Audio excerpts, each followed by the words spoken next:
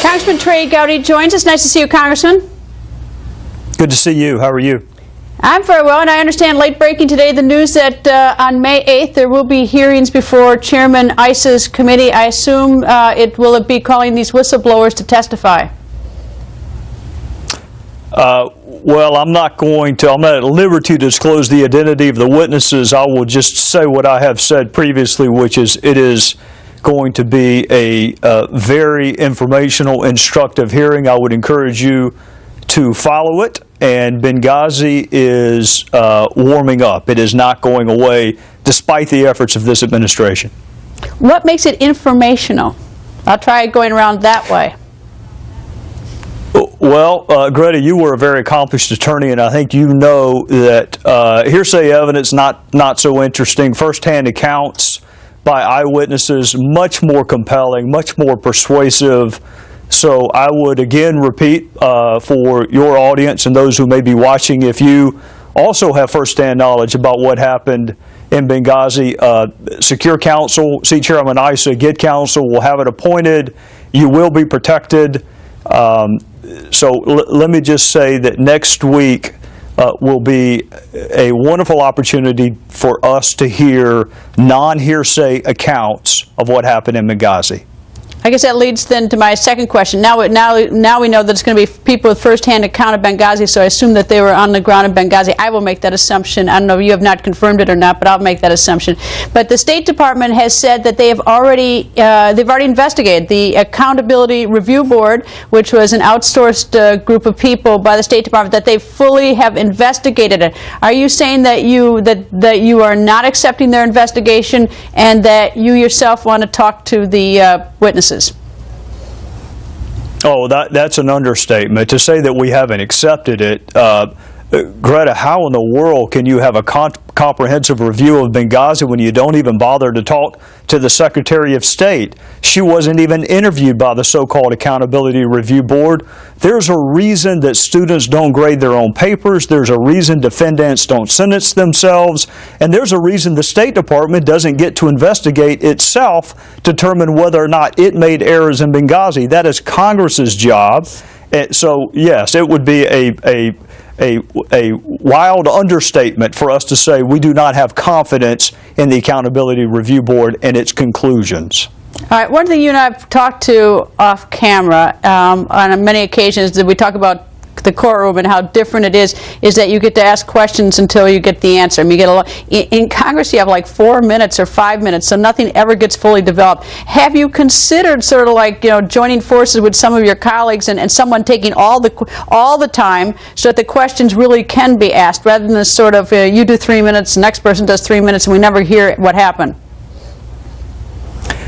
We have had those conversations before. Of course, when you're dealing with members of Congress, each one of them individually wants all the time. So I am fortunate to serve on oversight with folks like Jimmy Jordan and Jason Chaffetz, who are very strong on a host of issues, but don't have courtroom experience. And I think you are going to see a very well-prepared side of the dais for the Republicans on the hearing next week. I've been preparing all weekend for it, and as you say, I only get 5 minutes. I've been approached by colleagues who would like to yield their time to me. Of course, the frustration is you get 5 minutes and then you go to the other side, so whatever points you were making, you have to start all over again. Chairman Issa has certain tools at his disposal, which he doesn't use very often, but they are tools nonetheless for us to have more continuity. This is such an important hearing that I expect and hope that Chairman Issa will use every arrow in his quiver to make sure that the audience doesn't have this continual interruption of 5 minutes here and then 5 minutes changing the topic. And I know firsthand, because there has been coordination among the members on the Republican side, how we can present this case as seamlessly as possible come next week.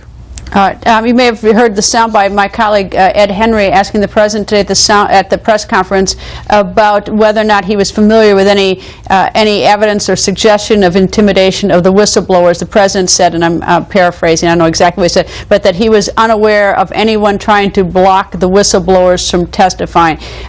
Do you have any information that is contrary to that? Do you have any reason to doubt the President was unfamiliar or didn't know about it? Well, I can't speak to what the president knows or doesn't know. I know this, Greta. We have time in life to do the things that we think are important. The president now has known for 12 hours that there was an allegation that whistleblowers are being thwarted or being silent. So what's he done in the last 12 hours? Did he call the State Department? Did he call the CIA? Did he say, I want attorneys appointed for anyone who works for your department who wants to come forward? I know he made a phone call yesterday to a basketball player. Did he make a phone call to the whistleblowers who are trying to expose the murder of 4 fellow Americans? Did he call them today and say, you know what, I want to congratulate you for coming forward. You're doing the right thing. He's had 12 hours. I don't know what he knew before this morning. I know this. He knows now, and he's known since this morning. So what's he done in the last 12 hours? If you've got time to go to the White House Correspondents' Dinner and you've got time to speak to Planned Parenthood, he said he wasn't going to rest until those who were responsible for Benghazi were brought to justice. Who's been brought to justice? Who? Well, it's been 7 months. Let me just defend him for going to the White House Correspondents' Dinner. It's a charity, and we in the media invite the president every year, and we're always glad when the presidents show up and grace. Let me do at least thank him for that. Although I wasn't at the dinner this year. All right, let me ask you one other question. What provoked all the whistleblowers? Although you've not confirmed that it's the whistleblowers are coming forward. What provoked all your witnesses to suddenly come forward? Did they all get together, or somebody gone out to them? What was the catalyst? I think it's a growing frustration. You want to let government do its job. When people say we're investigating it, we're going to get to the bottom of it, we're going to get you answers, you want to believe them. But after 7 months, it becomes patently obvious that the sole function of the Accountability Review Board was to insulate Hillary Clinton. So at some point, again, speaking generically, I think you, just in the quietness of your own soul, you realize government is not getting us answers on Benghazi, and I have to show the courage, the moral courage, if you will, to come forward even if there are going to be reprisals and consequences against me, and more power to them for doing so. There are folks whose careers are in jeopardy. There are folks who are understandably fearful of retribution, and we ought to be encouraging and incenting them to come forward.